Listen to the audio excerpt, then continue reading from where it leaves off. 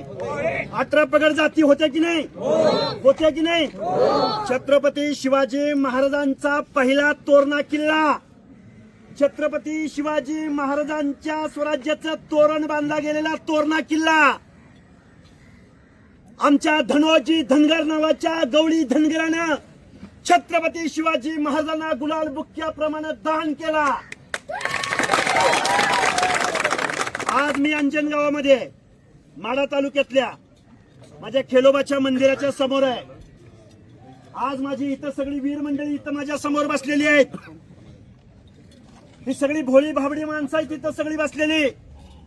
तमाम महाराष्ट्राला मला सांगायचंय, मुख्यमंत्री महोदय, तुमचं गृह खातं नक्की काय करतं?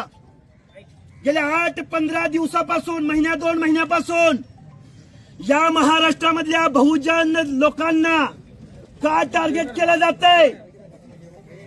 आणि ते पण छत्रपती शिवाजी महाराजांच्या पुतळ्याच्या आडून तुम्ही पहिल्यांदा प्रयोग केला. चिखला गावामधील बांधवांनो नीट ऐका, चिखला गावामधील वंजारी बांधवाला पहिल्यांदा टार्गेट केला.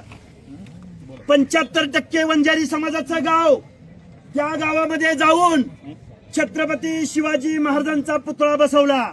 अरे आम्ही गावगाड्यातली माणसं आहे, 18 पगड जातीची माणसं आहे. राजा छत्रपती शिवाजी महाराजांना आमचा कधीही विरोध नाही आणि विरोध असायचं कारण पण नाही. 2 नंबरला भूमपरांड्यामध्ये ही मंडळी गेली. भूमपरांड्यामध्ये जाऊन गोलाई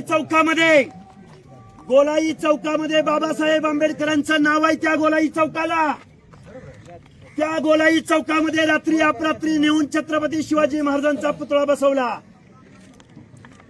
आणि आज सोलापूर जिल्ह्यातल्या माढा तालुक्यातल्या धनगर समाजाचं तीर्थक्षेत्र असणाऱ्या अंजनगाव खेलोबाच्या नगरीमध्ये, अरे इथं लाखोने लोक येतात, भक्तगण येतात, भाकणूक सांगितली जाते.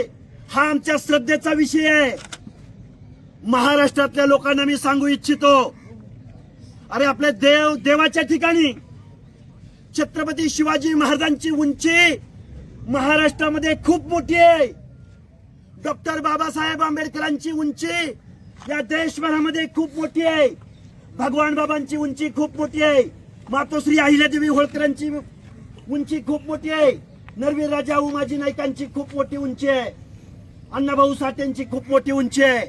मुख्यमंत्री महोदय, गेल्या 2 महिन्यापासून या महाराष्ट्रामध्ये एक समाज कंटकांची एक टोळी आहे.